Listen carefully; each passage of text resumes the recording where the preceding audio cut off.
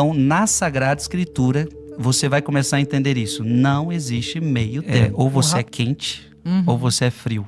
Porque os mornos Deus vomita. Com a palavra de Deus não tem meio termo. Ou é céu ou inferno. Ou é Jesus ou é o diabo. Ungidamente, um canal para fortalecer sua fé e renovar sua esperança. Inscreva-se e ative as notificações para não perder nenhuma mensagem. Se você não entender que Jesus é Deus, isto daqui não significa nada Então para vamos você. para isso, Frei. Jesus é Deus por quê? Conta para nós quem é Jesus.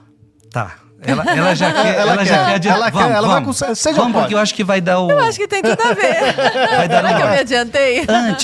Antes, eu preciso abrir ainda 3 palavras. Mateus 24, 35.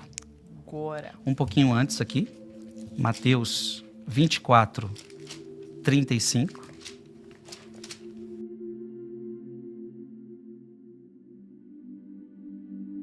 Mateus 24, 35, que é página 1314. 1314.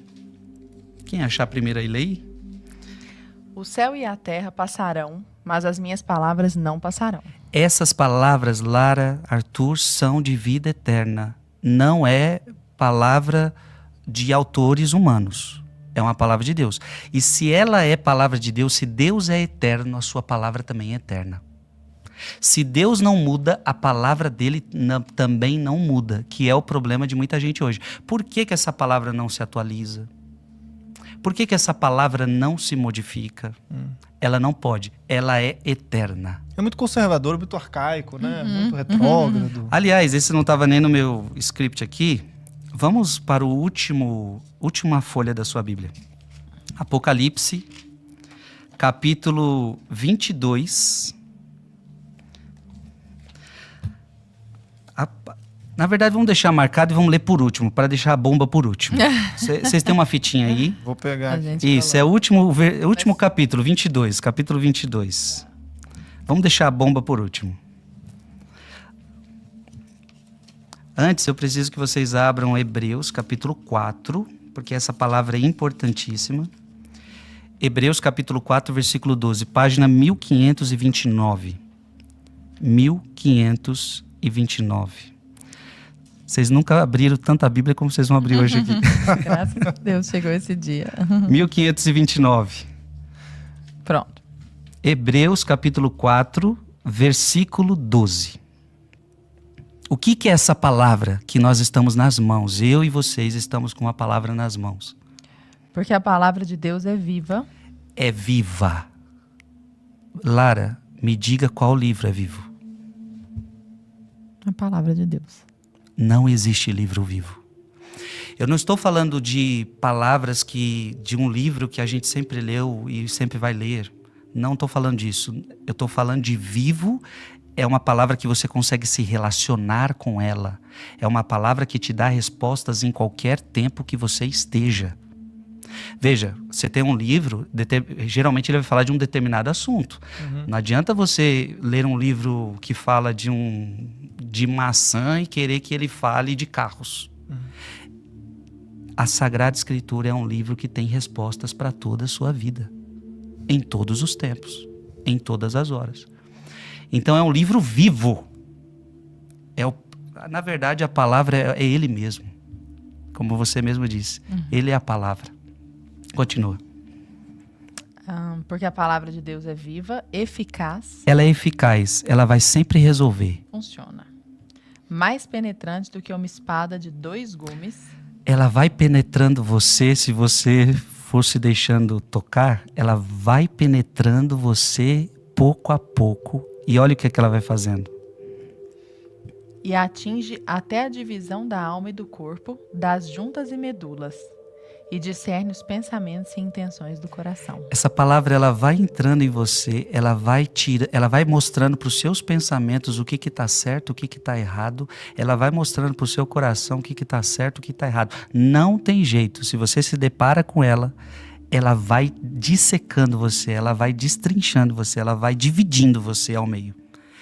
E por isso que ela incomoda muita gente. Continua. Nenhuma criatura lhe é invisível. Pronto. escapa, não adianta. Ninguém consegue escapar. Você pode tentar, mas você não consegue escapar dessa palavra. Depois, a última palavra que eu quero abrir, 1 Tessalonicenses. 1 Tessalonicenses, 1511, por aí. Capítulo 2, versículo 13. 1 Tessalonicenses, capítulo 2, versículo 13. Quer ver, Arthur? Posso ler? Por isso é que também nós não cessamos de dar graças a Deus, porque recebestes a palavra de Deus que de nós ouvistes. Veja, a palavra, vocês receberam uma palavra que veio de nós. Os apóstolos estão falando isso. Não é uma palavra que também caiu, veio um anjo. Não, vocês receberam de nós essa palavra. E nós damos graças a Deus por isso.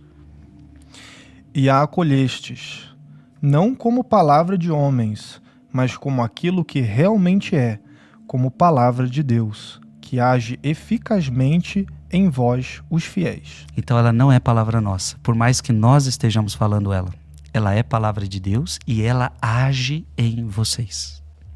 E eu tenho certeza que até o final desse podcast, na verdade agora eu já sei que Deus está agindo em nossos corações. Porque esse é o trabalho dela. Ela é eficaz, ela não é tocada no seu coração sem surtir fruto e sem surtir efeito. Vamos para a sua pergunta. Jesus é Deus?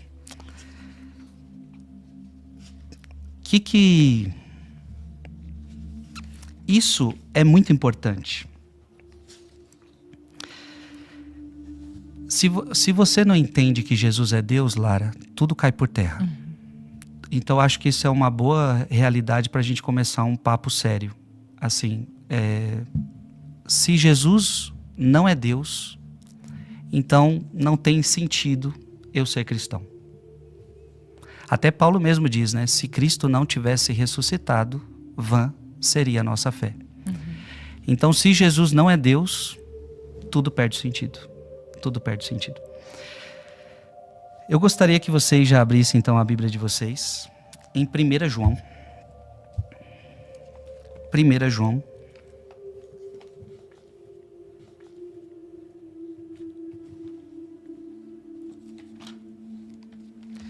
1 João, capítulo 2, versículo de 22 a 23.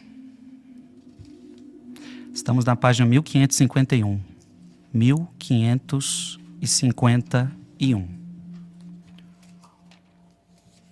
Nossa, estão grudando as páginas.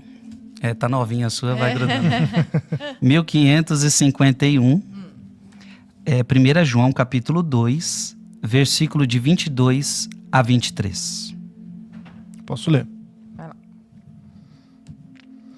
Quem é mentiroso senão aquele que nega que Jesus é o Cristo? Uma lapada já. A palavra de Deus já fala, se você não reconhece que Jesus é Deus, você é mentiroso. E a Lara falava isso. Então significa que se esta é a verdade, se eu não estiver aqui, eu estou na mentira. Exato. Sim. Não tem meio termo. O Não, relativismo... Não tem, com a palavra de Deus não tem meio termo. Ou é ou não é. Ou é céu ou inferno. Ou é pecado ou é salvação. Ou é condenação ou é salvação. Ou é Jesus ou é o diabo. Não existe meio termo. Então, ou você está na verdade, ou você está na mentira. Então, essa lorota que a gente vê nesse mundo de hoje, que eu tenho a minha verdade, você tem a sua verdade, que nós temos que nos respeitar, que temos que nos respeitar sempre. Sempre. Eu nunca vou te desrespeitar porque você tem uma opinião contrária à minha. Gosto de conversar com os divergentes. Gosto de conversar com quem tem opinião contrária. Agora, negar que existe uma verdade seria uma tolice nossa. Seria uma mediocridade nossa. Então, na Sagrada Escritura, você vai começar a entender isso. Não existe meio termo. Um rápido parênteses, Frei. Inclusive para quem está em cima do muro, né? Estar em cima do muro nessa situação... É trabalhar como pro se... diabo. O muro é do diabo ali. Ou você escolhe estar com Deus, ou... A palavra de Deus diria em Apocalipse, ou você é quente, ou você é frio. Porque os mornos Deus vomita. Então é isso, é o em cima do muro. Você não tá nem frio, ou seja, você não é nem do mundão. Não é nem uma coisa nem outra. Mas nem de Deus você é. Então você não sabe o que é, mas aí você pende mais pro mundo. E diz a Bíblia, você vai ser vomitado, né? Isso é uma das coisas mais importantes que eu acho que eu descobri na fé católica.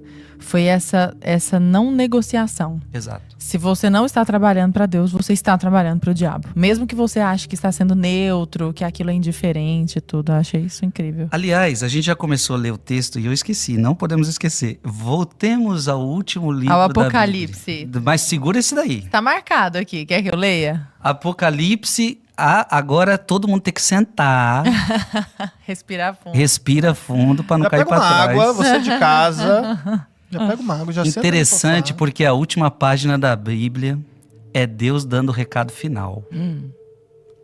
E é Deus não mediu aqui as palavras, não. Ele falou direto para nós. Preste atenção. Apocalipse 22, versículo de 18 a 19. Apocalipse 22, 18 a 19. Posso ler? Pode. Eu declaro a todos aqueles que ouvirem as palavras da profecia deste livro. Todos. Que ouvirem. Todos. Não importa se você é católico ou se você não é católico. Não importa se você crê em Jesus ou não crê em Jesus. Todos. Se você ouvir as profecias deste livro... Se alguém lhes ajuntar alguma coisa... Lara, rapidinho, vou pedir só pra você... Isso, falar no microfone. Se alguém lhes ajuntar alguma coisa, Deus ajuntará sobre ele as pragas descritas neste livro. Ah, não. A Bíblia está faltando coisas. Então vamos acrescentar algumas coisas. Porque o mundo mudou muito. Então nós temos que acrescentar agora isso, aquilo... esse tema, porque esse tema é Não atual. tinha cultura woke lá, não. Então temos que acrescentar isso daqui, porque na Bíblia, naquele tempo, não tinha como chegar a essa percepção. Então a humanidade progrediu, então nós precisamos acrescentar. Não faça isso. Veja bem, se alguém lhes ajuntar alguma coisa, Deus ajuntará sobre ele as pragas descritas neste livro. É uma ameaça. Se alguém não sabia que Deus ameaça, Deus ameaça. Mas é uma ameaça de amor. Porque assim como um pai ameaça o seu filho, não faça isso. Porque se você me desobedecer nisso, Você vai se dar mal. você vai se dar mal. Mas é o pai querendo proteger o filho de alguma coisa. O pai que ama faz isso. E Deus está tentando te proteger. Não mexa nas minhas palavras. Fui eu quem as escrevi. Fui eu quem as inspirei. Não mexa nelas. Não ajunta. Lara e Arthur, aqui tem várias pragas descritas neste livro. Condenações. Que provavelmente vamos ler várias aqui, vamos meditar várias aqui hoje. Se a pessoa não leva em consideração isso, as pragas deste livro caem sobre ela. Primeira coisa. Continua, Lara. E se alguém dele tirar qualquer coisa... Ah, mas vamos tirar. Isso aqui não tá conveniente, Frei. Não Exato. gostei. Não gostei quando Jesus fala que só pode casar uma vez. Eu acho que a gente tinha que casar 10 vezes. Esse é um assunto que dá pano pra manga, Não gostei. né? Não gostei quando São Paulo disse que nós devemos ser submissos uns aos outros. Exato. Eu nem gosto Esse negócio dessa de palavra. submissão. E muito mais, quando Paulo fala para a mulher ser submissa ao marido. Isso tá errado. Na cultura de... Não tem mais No como século viver. XXI, é porque também não entendem nem o que é submissão, né? Já começa daí. É isso. Exato. Eu não concordo quando Jesus... A Bíblia fala várias vezes contra a bebedeira. Eu não concordo. Então, eu acho que deveríamos tirar essas coisas, porque essas coisas são preconceituosas. Essas coisas são machistas, essas coisas são amarras.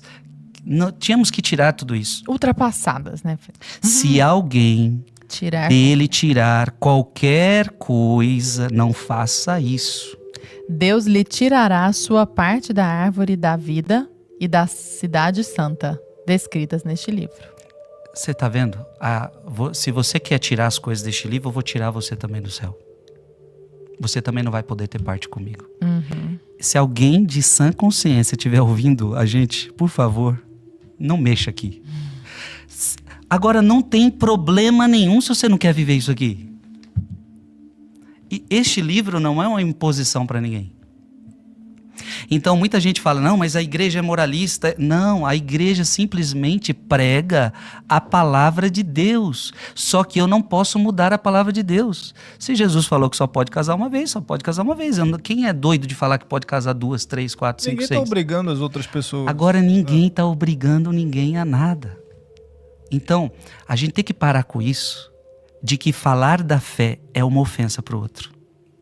Que é o mundo que a gente está começando a viver. Eu já não posso falar da fé numa escola, eu já não posso falar na fé no meu ambiente de trabalho, eu já não posso falar da fé como se eu estivesse desrespeitando a pessoa. Não. Isto daqui é sempre uma proposta. Mas, Frei, a gente pode falar da fé. Isso. Não, isso aí. Então, 1 João Você tá 1551. perdido. A Laura Brena tá perdida. não, agora eu fechei a Bíblia. 1551. 1551, você que está em casa, 1 João, capítulo 2, versículo de 22 a 23. Nós já lemos o versículo 22, vamos reler. Sim. E vamos seguir. Então vamos lá. Posso ir, Lara? Pode. Quem é mentiroso, senão aquele que nega que Jesus é o Cristo? Esse é o anticristo, que nega o Pai e o Filho. Pronto, aqui é uma palavra importante. O anticristo é aquele que nega que Jesus é Deus. É o anticristo. Ele está a serviço. Ele está a serviço do demônio. Ele é o demônio. O que nega, o demônio negou a Deus. E, portanto, é sempre um anticristo aquele que nega Jesus, que ele é Deus. Então, não reconhecer que Jesus é Deus, João está dizendo, então você é um anticristo. E você está do lado da mentira. Isso é uma palavra importante para nós. Lara e Arthur, a estratégia do demônio de todos os tempos sempre foi esta: fazer com que as pessoas desacreditem que Jesus é Deus. Ele fazendo isso, tá tudo perfeito. Porque se você tira Deus da jogada, você vira o seu próprio Deus. Isso.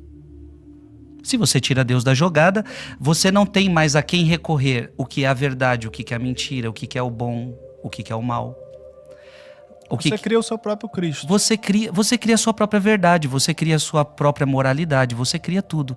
E pronto, isso é o plano perfeito para o demônio, para o mal.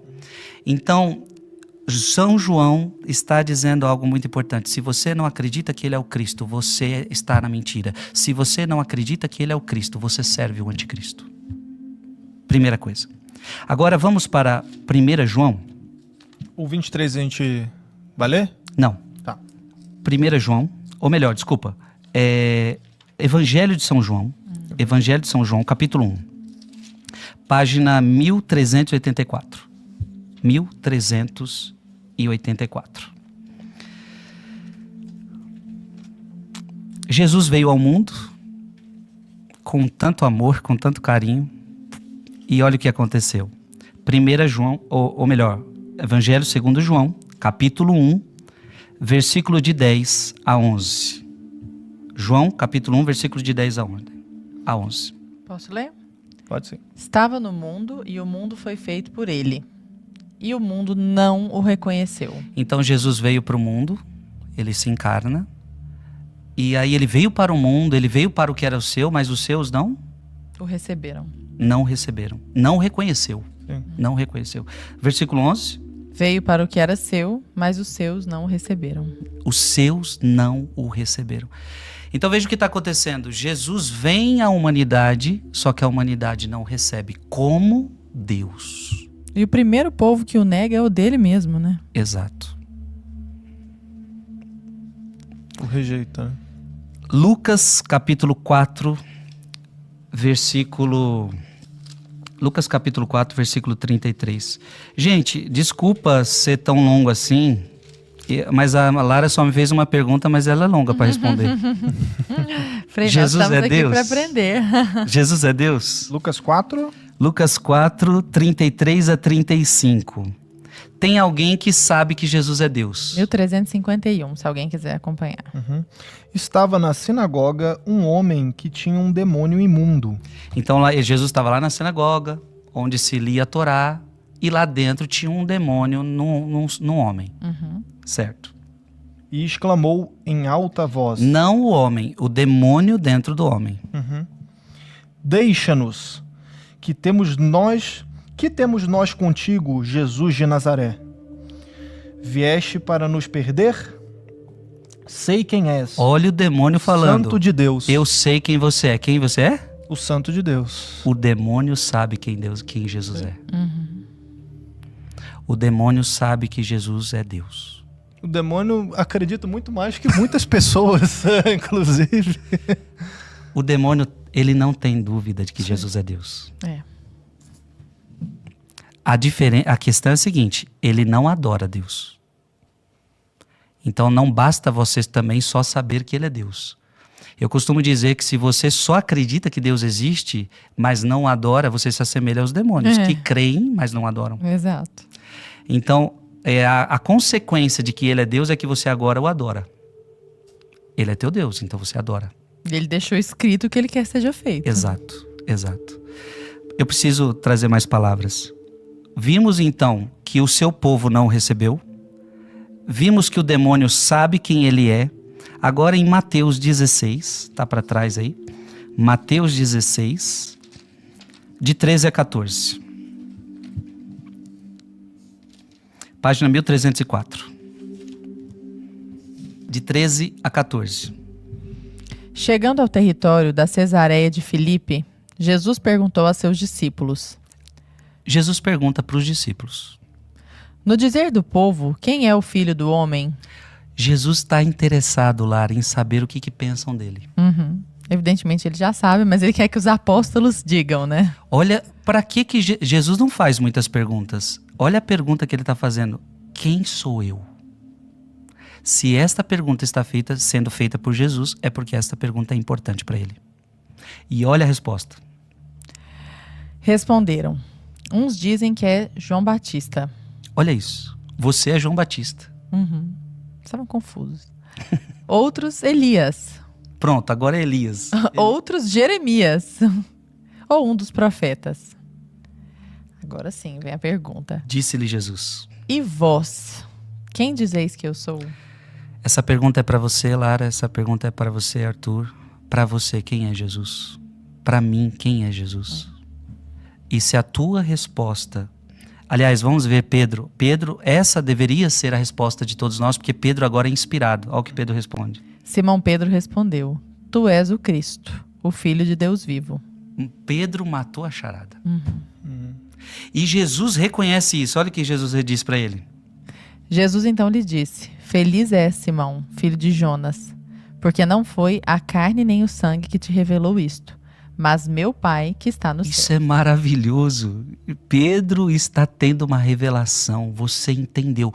Gente, parecia ser fácil, mas não era. Ninguém estava entendendo. De repente, Pedro, um apóstolo simples, pescador, está entendendo. Você é o Cristo. Só que Jesus fala, isso não veio de você. Então, o que a gente vai começar a compreender? Que para saber quem é Deus, eu vou precisar receber essa revelação do alto. E claro, eu vou precisar estar aberto a isso. E lembrando que aqui a gente entrou no dogma da Santíssima Trindade, né? Porque eu estou imaginando alguém leigo que esteja do outro lado nos ouvindo, pensando assim, mas Jesus não é Deus? Por que ele está falando que é o Filho de Deus? Sabe? Porque o nosso Deus, ele é um só. Mas são 3 pessoas. Pai, Filho e Espírito Santo. Coisa que eu acho que nem vale a pena a gente se dedicar, porque Santo Agostinho, um dos maiores crânios que já existiu, não conseguiu compreender. E eu fico falando assim, se nem Agostinho entendeu, eu que também não vou entender essa questão. Tudo bem a gente não entender mistério de também. fé. Nossa inteligência é muito mistério de fé. limitada. E né? sabe por quê? Porque no dia que Deus couber na sua cabeça, ele deixa de ser Deus. Exato. Se Deus um dia couber na sua cabeça, ele deixa de ser Deus. Seria muito pequeno um Deus que chegasse e você compreendesse ele. Completamente. Agora, tem coisa que dá pra gente saber. É um só Deus, mas são 3 pessoas distintas. E ele disse isso. Então é aquela coisa, você tem que fazer esse salto de fé também. Se Jesus, ele próprio, diz que é Deus, e a gente olha, tem todas as provas disso, históricas e as próprias palavras reveladas e tudo mais, bom, ou eu creio ou eu não creio. Ele não pediu pra gente entender. Exato, Ele exato. pediu pra nós crermos. Se você for lá no livro do Gênesis, Sim. façamos o Pelo homem. verbo. Façamos. Então é isso. Pai, Filho e Espírito Santo. Uhum. Se você for lá em João, se eu não me engano, o Evangelho de São João, ele fala uma hora assim, se você guardar a minha palavra, faremos a morada em você, faremos. Ou seja, não é só ele, é Pai, Filho e Espírito Santo. E várias vezes Jesus fala, meu Pai, meu Pai, meu Pai. E depois Jesus fala, eu vou enviar o Espírito Santo. Então assim, entre eles é uma unidade perfeita, mas que não cabe na nossa cabeça. Mas, repito, Jesus sabe quem ele é, ou melhor, o diabo sabe quem Jesus é, o povo não. O povo acha que ele é um profeta. Eu quero que vocês abram aí Mateus capítulo 13, versículo 55. Vamos lá. Não é este o filho do carpinteiro? Então, para eles, era um homem normal, não é o filho do carpinteiro? Não é Maria sua mãe? A gente, não é Maria, sua mãe, como é que ele pode ser o filho de Deus se ele tem mãe? Aliás, esse é um argumento até hoje em igrejas não católicas. Como que pode ela ser mãe de Deus se ele não tem nexo isso? Então, é um ser humano qualquer para essas pessoas, porque a gente viu ele crescer, vimos ele brincar, ele é filho do carpinteiro, ele é filho de Maria. Não são seus irmãos Tiago, José, Simão e Judas? Então ficou claro aí, para aquele povo, Jesus era apenas um homem. Amém. Agora abram aí a Bíblia, João, mais para frente, Evangelho de João, Evangelho segundo João, capítulo 7, versículo 12. Posso ler? Pode sim. E na multidão só se discutia a respeito dele. Uns diziam, é homem de bem. Outros, porém, diziam, não é, ele seduz o povo. Ninguém, contudo, ousava falar dele livremente com medo dos judeus. O povo estava confuso, Tava. não sabiam quem Jesus era. João 7, 27. Só aí à frente aí. João 7, 27. Mas este nós sabemos de onde vem, do Cristo. Porém, quando vier, ninguém saberá de onde seja. Então, para eles estavam confusos. Esse aí a gente não tem como ser ele. A gente sabe que ele é o filho do carpinteiro. A gente sabe de onde ele veio. Não é ele, não é o Cristo. Não Queriam pode que fosse ser. uma chegada apoteótica, né? Tinha que descer todo Exato. iluminado. Eles conheciam. Gente, até o lugar que Jesus ia nascer estava descrito nas profecias. E eles conheciam que ia nascer em Belém. E ignoraram. Eles foram pouco a pouco caindo eles foram imaginando que seria esse Cristo, esse Messias. E quando ele chegou, eles imaginaram tão diferente, que quando ele chegou não conseguiram captar. Não conseguiram. Vamos avançar porque a coisa fica mais brava. João capítulo 8, versículo 48. João capítulo 8, versículo 48. Responderam então aos judeus, não dizemos com razão que é samaritano e que estás possesso de um demônio? Agora eles estão falando que Jesus é possuído por um demônio. Nossa. Olha a distância que existe de Deus e de demônio. A coisa tá feia, Aí vocês pensam, mas isso só foi naquele tempo. Escutem o que eu estou dizendo. Veja se vocês não estão percebendo isso. Hoje, o bem está sendo pintado de mal. Sim. Deus é o mal da história. E o demônio é pintado como se fosse o bonzinho que quer ajudar todo mundo. Eu vejo na própria luta pró-vida o que, assim, deveria ser óbvio, Frei. Você está lutando pela vida. E as pessoas são vilanizadas. Exato. Demonizadas. E aí você vê nos filmes, Sim. o diabo é pintado como alguém bonzinho. Um coitado. Um coitado. Injustiçado. Tem série de Lúcifer. Vocês trataram, Exato. hoje é dia do Halloween, vocês trataram disso no início do podcast. Aliás, a gente precisa responder a pergunta, não responde ainda. Só para ficar tempo. a gente não respondeu a pergunta do Halloween. que é pintado ali? O mal é pintado de bonzinho. É. Não tem problema nenhum. Engraçadinho, É engraçadinho, gente. é bonzinho. Então se vestir de demônio é As legal. crianças adoram, é legal, tem É. festinha na escola, É o que tá, tem doces e travessuras. é o que tá aqui. Ele é um demônio. Então, olha o que o diabo consegue fazer. O diabo consegue fazer as pessoas entenderem que Jesus é o demônio. E ele é o bonzinho. Ungidamente, um canal para fortalecer sua fé e renovar sua esperança. Inscreva-se e ative as notificações para não perder nenhuma mensagem. Aqui compartilhamos a palavra de Deus para fortalecer a sua fé.